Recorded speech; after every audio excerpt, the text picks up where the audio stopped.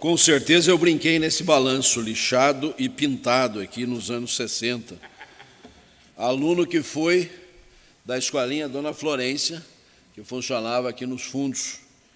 Professora Marli Pedroso, não estou vendo ela aqui, acho que ela não veio, né? Não tem vindo já, né, na sua longevidade. E a gente morava aqui no que hoje é Arthur Bernardes, naquele tempo chamava-se Nossa Senhora da Luz, né, mãe?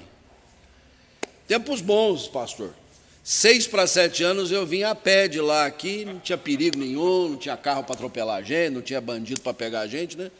Hoje um filho de 15, 16 anos a gente tem que levar na porta da escola e buscar, né? Saudade desse tempo maravilhoso que a gente tinha, com mais limitações, com mais precariedades, mas com muito mais liberdade, talvez a gente pudesse dizer, né? Mas é um prazer inenarrável estar aqui nesta manhã dominical. O salmista diz assim: nossa boca se enche de riso porque o Senhor tem feito grandes coisas. Salmo 126. E eu sei que esta é uma semana marcante, o mês todo para vocês aqui, comemorando os 95 anos do início do trabalho no Campo das Amoras, ou Capão das Amoras, como era melhor chamado. Na semana também em que a Igreja Presbiteriana do Brasil comemora 162 anos da chegada do seu primeiro missionário, o reverendo Ashbel Green Simon. Então eu creio que motivos não nos faltam para a alegria, para o regozijo, para as ações de graças, para o louvor do nosso Deus. E nesse rememoro que a gente faz aqui, é mister reconhecer. O Senhor tem estado conosco, o Senhor tem dirigido a vida do seu povo, e os desafios que estão diante de nós, Ele com certeza vai dar curso a tudo, visando a sua glória e a nossa edificação. Permitam-me deixar aqui um duplo abraço da Igreja Central. Eu já passei lá, pastor, cedo, para bater o ponto no primeiro culto, e disse que chego para a bênção no segundo culto. Aí eu não ganho falta, né? Que igreja que tem 2 cultos domingo de manhã, de faltar é complicado, né? Depois não passa no fim do ano por ausência, né? Mas vou pregar à noite lá. E essa igreja que naquele 1926 deu esse passo na direção da cidade para cá, né? E imaginemos assim, a saída lá do centro da cidade para cá não é como eu fiz hoje, em 5, 6 minutos de carro, cheguei aqui tranquilo, né? O pessoal vinha a pé, alguém talvez no lombo de um animal, né?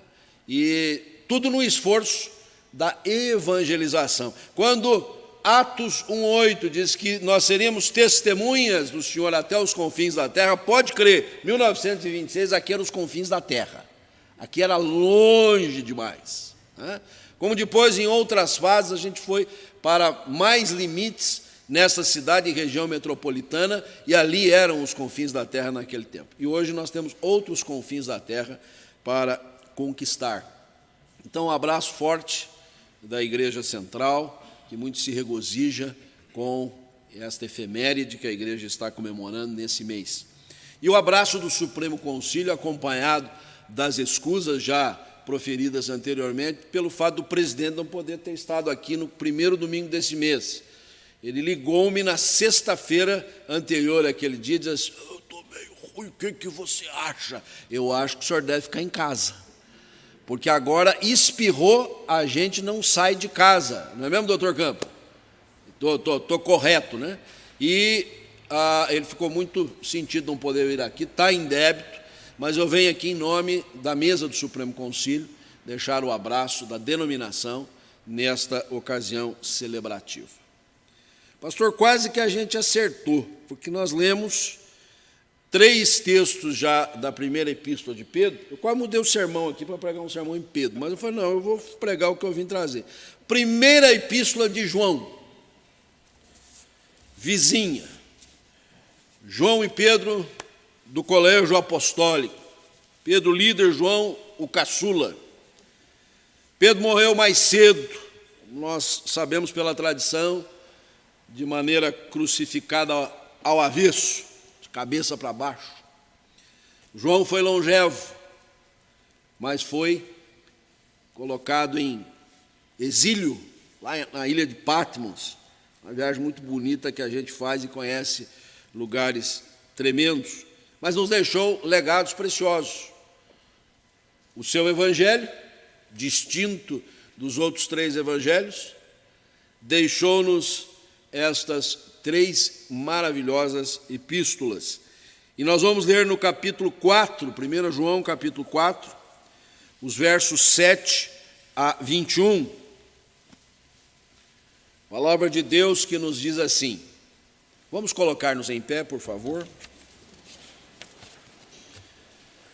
Amados, amemo-nos uns aos outros, porque o amor procede de Deus, e todo aquele que ama é nascido de Deus e conhece a Deus. Aquele que não ama não conhece a Deus, pois Deus é amor. Nisto se manifestou o amor de Deus em nós, em haver Deus enviado seu Filho unigênito ao mundo para vivermos por meio dele. Nisto consiste o amor, não em que nós tenhamos amado a Deus, mas em que ele nos amou e enviou o seu Filho como propiciação pelos nossos pecados. Amados, se Deus de tal maneira nos amou, devemos nós também amar uns aos outros. Ninguém jamais viu a Deus. Se amarmos uns aos outros, Deus permanece em nós e o seu amor é em nós aperfeiçoado. Nisto conhecemos que permanecemos nele, e ele em nós, em que nos deu do seu Espírito. E nós temos visto e testemunhamos que o Pai enviou o seu Filho como Salvador do mundo. Aquele que confessar que Jesus é o Filho de Deus, Deus permanece nele e ele em Deus. E nós conhecemos e cremos no amor que Deus tem por nós. Deus é amor. E aquele que permanece no amor, permanece em Deus e Deus nele. Nisto é em nós aperfeiçoado o amor, para que no dia do juízo mantenhamos confiança, pois segundo ele é, também nós somos neste mundo. No amor não existe medo, antes o perfeito amor lança fora o medo. Ora, o medo produz tormento, logo aquele que teme não é aperfeiçoado no amor. Nós amamos porque ele nos amou primeiro. Se alguém disser amo a Deus e odiar a seu irmão, é mentiroso, pois aquele que não ama seu irmão a quem vê, não pode amar a Deus a quem não vê. Ora, temos da parte dele este mandamento, que aquele que ama a Deus, ame também a seu irmão.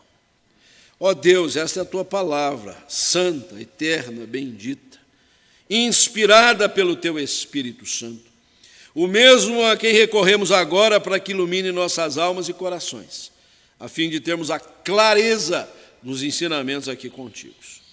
Nós, ó Deus, bendizemos o teu nome pela vida desta igreja aniversariante. É uma memória tão grata, uma oportunidade bendita de rever a história e ver que o Senhor tem presidido os corações e tem infundido o teu amor na vida desta igreja. E é disso que queremos tratar nesta manhã, em nome de Jesus. Amém. Podeis sentar, meus irmãos. Amemo-nos uns aos outros. Se igreja não é lugar de amor, eu não sei o que ela é, porque ela é fundada no amor, ela é movida pelo amor, ela visa o amor.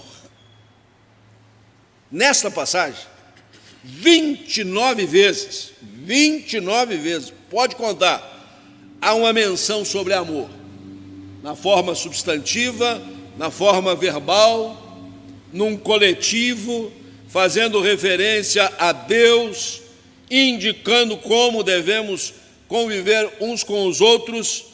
Em apenas 15 versículos, nós temos 29 menções ao amor, quase 2 vezes por versículo.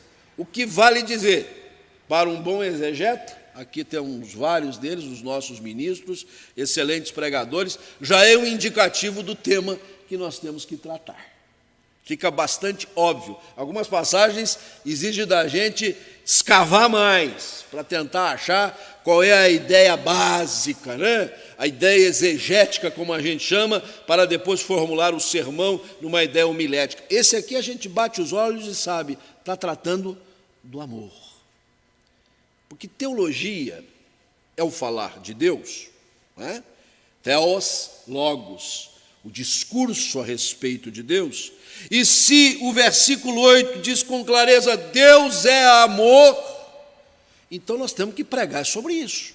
Aliás, os nossos sermões, os nossos estudos bíblicos em escola dominical, nossas pregações através dos meios de comunicação, que agora se tornaram volumosos, devem evidenciar isso o tempo inteiro.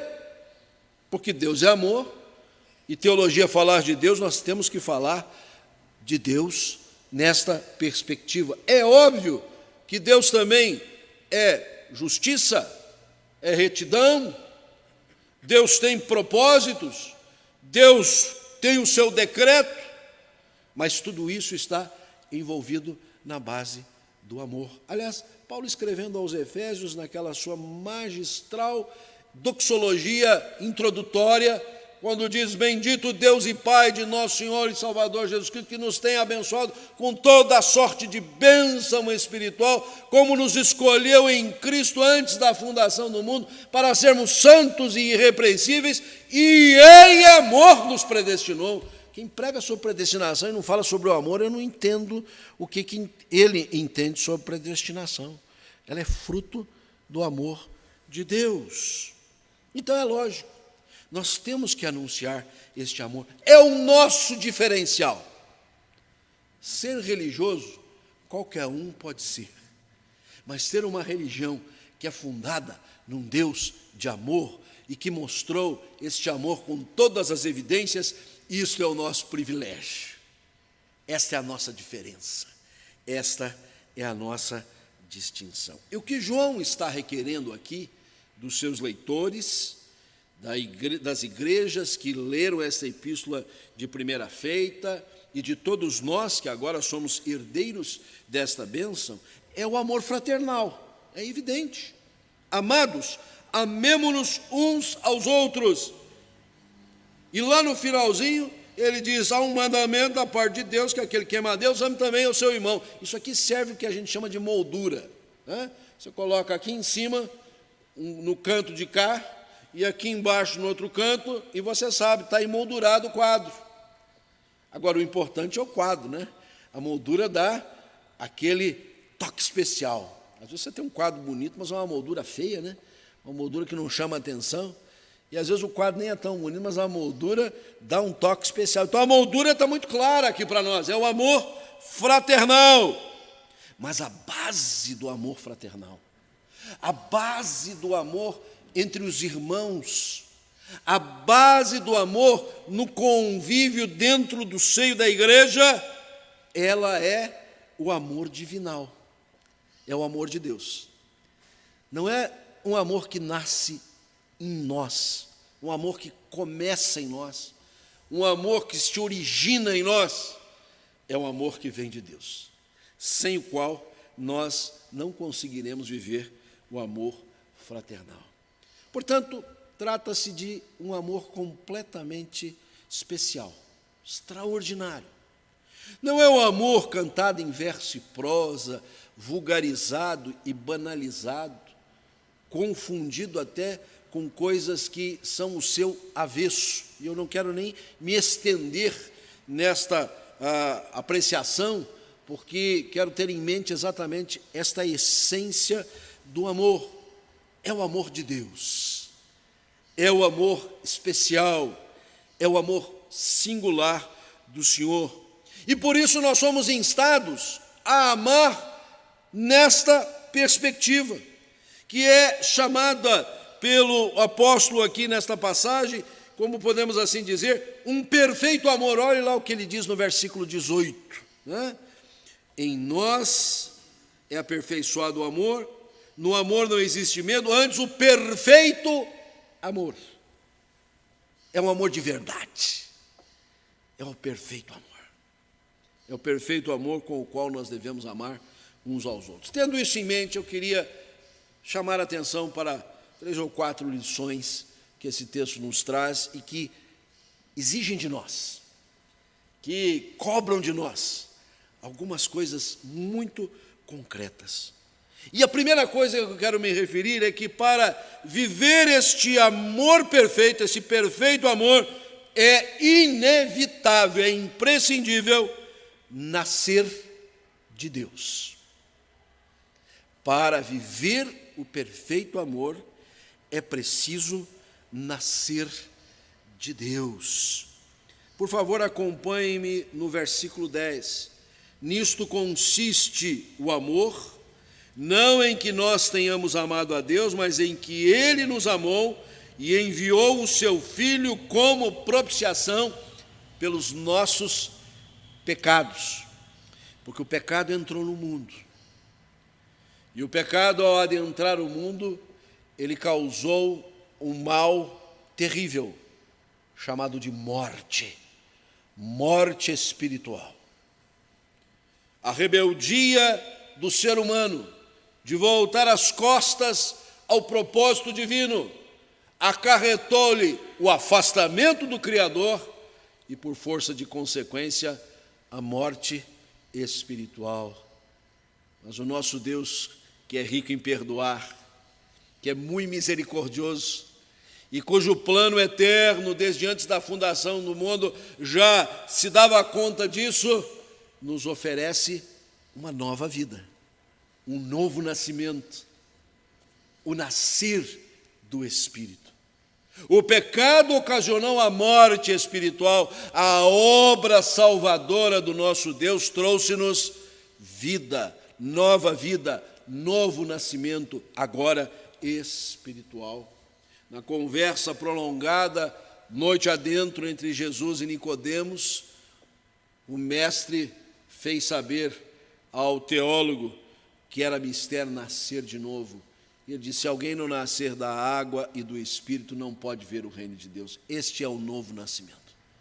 Não é o capital intelectual da teologia, não é a profundidade da sabedoria humana, é sim a semente de nova vida implantada pelo Senhor em nossos corações. Versículo 14: e nós temos visto e testemunhamos que o Pai enviou o seu Filho como Salvador do mundo. Como é importante nós sempre visitarmos esta preciosa doutrina da redenção que há em Cristo, do envio do Filho pela nossa salvação. Só Jesus salva. Estou errado? Quem salva é só Jesus, que é o hino, né? Eu comecei falando que Deus é amor nesse texto, eu lembro do meu templo lá, que vocês conhecem, né? Nosso templo. Deus é amor. E aqui vocês dão sequência a essa mensagem. E este amor foi demonstrado de maneira cabal pelo envio do Filho, pela nossa salvação. Quem salva é Jesus. Quem salva é só Jesus. Por isso, para amar de verdade, é necessário, é imprescindível nascer de novo. O que vale dizer, é impossível ao descrente amar de verdade. Viver o amor perfeito.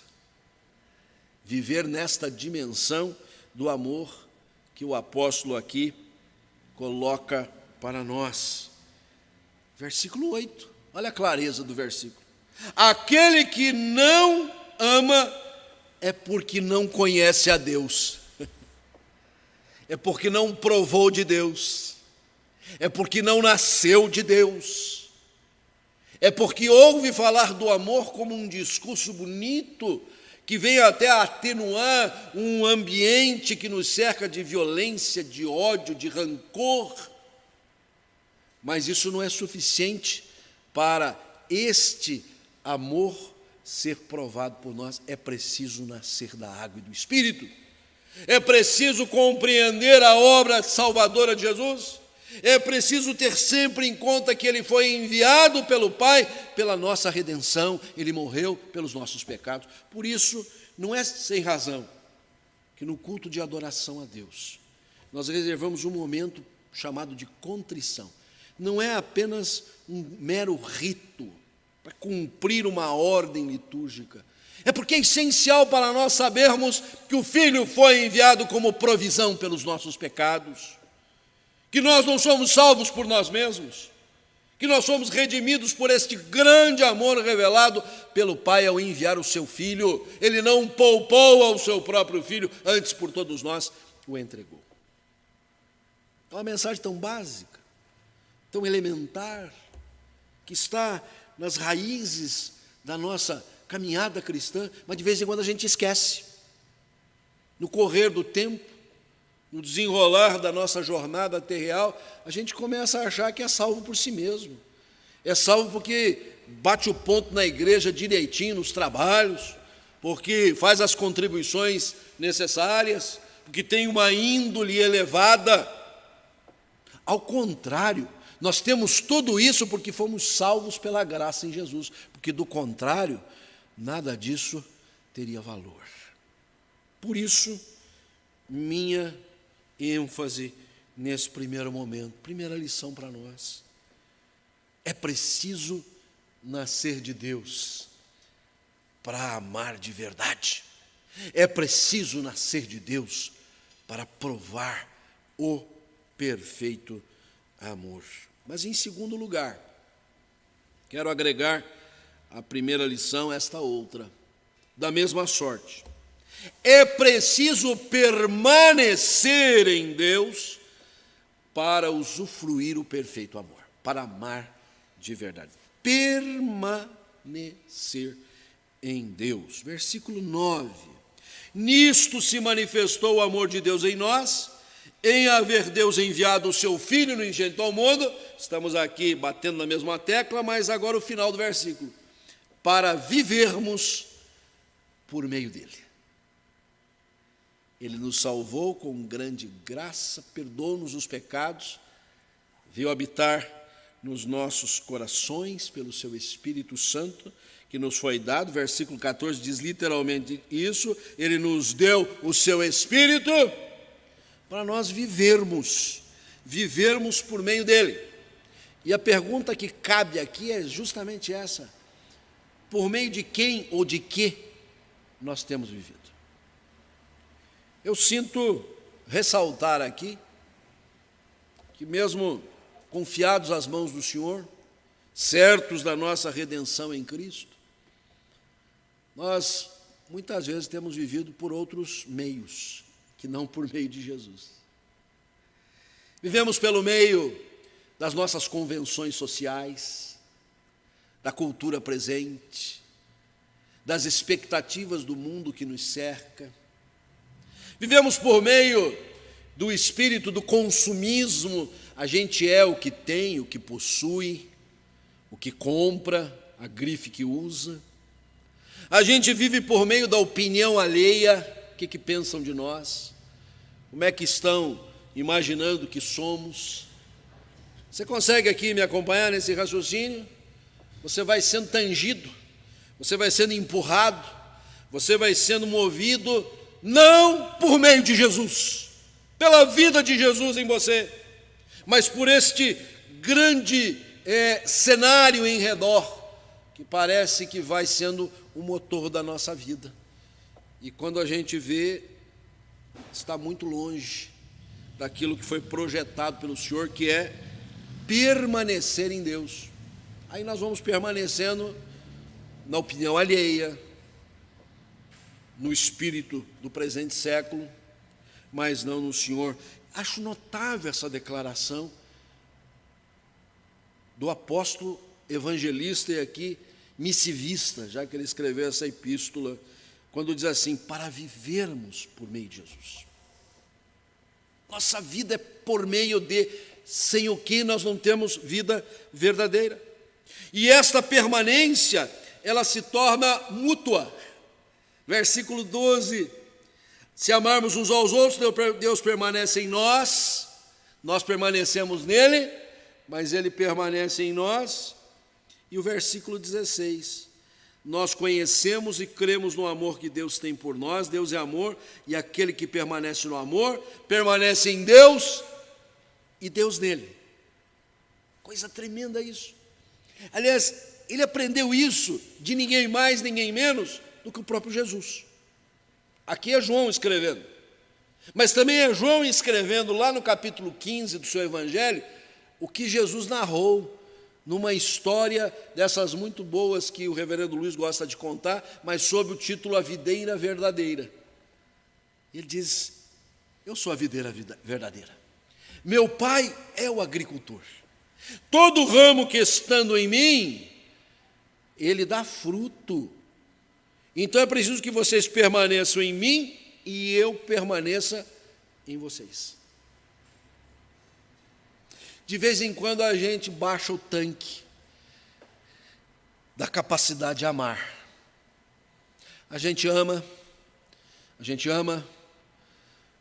mas dali a pouco o tanque começa a se ficar exíguo, menos gás, parece que o carro vai pifar, a gente vai ter que encostar no primeiro lugar ali, porque não tem mais força, não tem mais gasolina espiritual, porque a gente está vivendo não por meio de Jesus, mas por meio de todas aquelas coisas que eu descrevi aqui, e muitas outras, e por não permanecermos nele, a gente percebe também que aparentemente ele também não permanece em nós. Aí já é uma outra questão para ser tratada, mas o fato é que é mistério esta permanência mútua. Ela é a garantidora de que nós vamos amar de verdade, vamos viver o perfeito amor em toda e qualquer circunstância, quando tudo vai bem e quando nem tudo vai bem, quando é tempo difícil, quando é tempo fácil, quando é tempo de crise, quando é tempo de êxito, de sucesso, quando é tempo de estar juntos e, infelizmente, quando é tempo de não estar juntos. Estamos aí começando recomeçando, né? Novo momento de o povo se chegar à casa de Deus com mais liberdade, com mais tranquilidade, com todos os cuidados que são necessários. E eu quero dizer que num tempo ou no outro tempo nós somos instados a viver este amor perfeito. Por isso é mistério permanecer em Deus. Se é preciso nascer de Deus, o incrédulo não tem esta provisão. Nós que cremos, agora não podemos abandonar essa trajetória. Não podemos permitir que entre no tanque do nosso coração outras motivações que não sejam a vida de Jesus, a vida que Ele provê. Ele é o cerne da videira, nós estamos ligados à sua seiva, e é isso que nos permite avançar no amor fraternal. É o amor fraternal que evidencia a igreja como uma instituição, um organismo vivo. Mas este amor fraternal está baseado, está fundamentado neste amor divinal, neste perfeito amor, que demanda que nasçamos de Deus, que permaneçamos em Deus, mas em terceiro lugar, eu queria acrescer essa lição: para viver esse perfeito amor, é preciso aperfeiçoar-se em Deus. Aperfeiçoar-se em Deus. Me acompanhe, por gentileza, nos versículos 17 e 18. João diz assim: nisto em nós aperfeiçoado o amor, para que no dia do juízo mantenhamos confiança, pois segundo Ele é, também nós somos neste mundo. No amor não existe medo, antes o perfeito amor lança fora o medo. Ora, o medo produz tormento, logo aquele que teme não é aperfeiçoado no amor. Amor tem que ser algo crescente, que aumente, que parta aqui quase do 0, 1, vai crescendo, chegando no topo. Mas pode haver uma reversão. Você pode estar cheio de amor, para dar e vender, como se diz. Seu coração está explodindo de amor. Olham para você e dizem assim: não pode ter alguém que ame mais do que ele, do que ela. Que testemunho de vida, de fé. ama com todo vigor, com toda a força. Ama os filhos de Deus, ama a Deus, ama a obra de Deus, ama a missão de Deus, ama as oportunidades que Deus dá. E dali a pouco,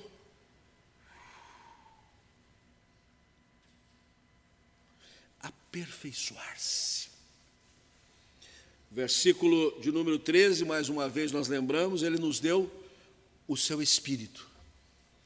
Quando cremos no Evangelho, o Espírito veio morar no nosso coração, num sentido muito particular, fomos lacrados, fomos selados, agora estamos de maneira inviolável na presença do Senhor, porque em nós habita o Espírito.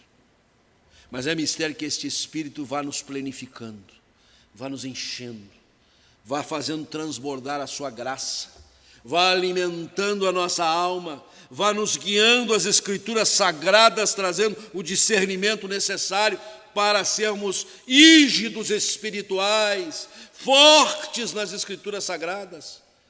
Vá apaziguando o nosso coração em meio às circunstâncias adversas, vá moldando o nosso caráter. Tudo isso é obra do Espírito Santo, que nós chamamos singelamente de santificação.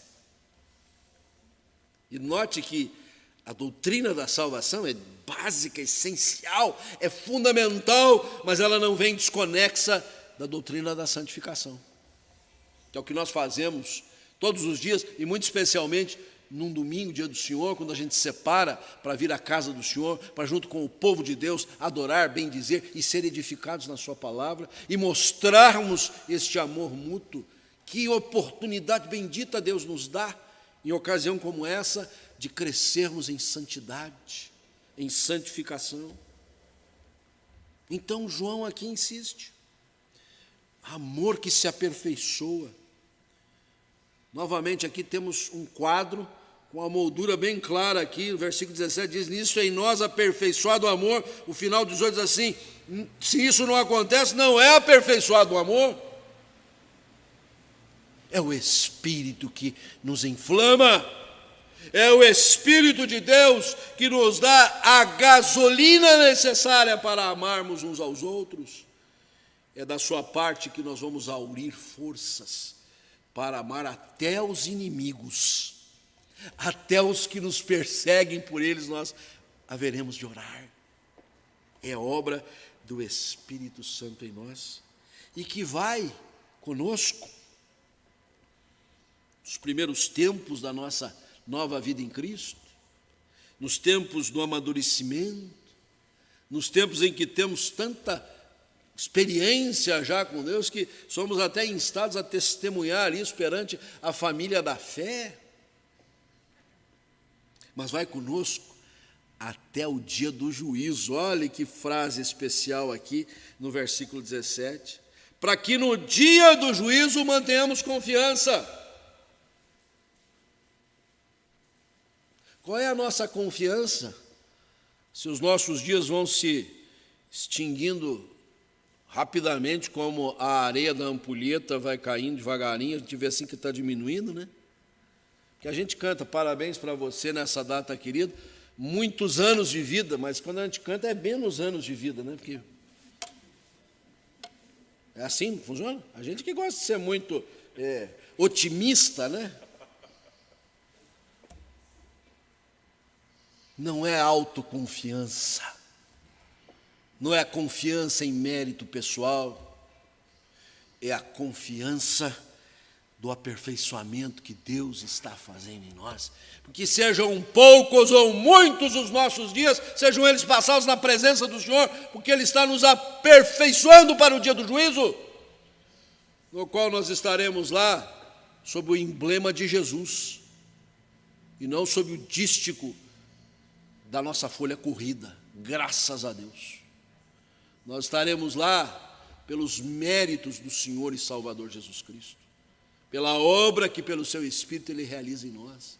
Então temos confiança, nós não apressamos 1 milímetro esta situação, mas se ela for desenvolvida, nós temos confiança, porque não é confiança em nós, é confiança na sua obra Mas se isso, na direção do dia do juízo, nos traz esta capacidade, esse testemunho, no correr dos nossos dias, isso se desenvolve como uma vida vitoriosa. É por isso que no versículo 18, João diz assim: o amor, esse perfeito amor, esse amor de verdade que estamos falando, ele não produz tormento, ele produz confiança, porque aquele que está no perfeito amor, o perfeito amor lança fora o medo. A nossa vida é de confiança nos dias presentes.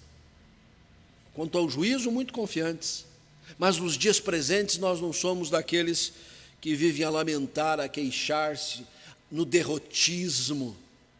Ao contrário, o perfeito amor lança fora o medo. Nossa vida é de ousadia, é de coragem, é de força e vigor. Por quê? Porque nós estamos sendo aperfeiçoados. E no objetivo de vivermos o perfeito amor. Se já aprendemos que é imprescindível nascer de novo, o descrente não consegue passar por isso. É necessário, então, agora permanecer em Deus, ser aperfeiçoado em Deus. Eu quero concluir dizendo que o perfeito amor, ele demanda que nós amemos aos filhos de Deus também. Nossa tônica é que o amor divinal é o fundamento do nosso amor fraternal. Eu só consigo dizer que amo a você, meu irmão, e você responde para mim nessa direção por causa do amor de Deus que está nos nossos corações. Só que uma vez o amor de Deus estando em nossos corações, nós não temos excusa nenhuma para não amarmos aos irmãos. Versículo 7 inicia essa perícope dizendo: amemo-nos uns aos outros. E João desenvolve o argumento: firmados no amor de Deus, nós amamos uns aos outros. E ele termina dizendo: então nós temos um mandamento. Amar aos filhos de Deus não é alternativa, não é opção, não é um quem sabe, não é um talvez, é uma ordem de Deus. Temos da parte dele este mandamento: que aquele que ama a Deus, ame também ao seu irmão.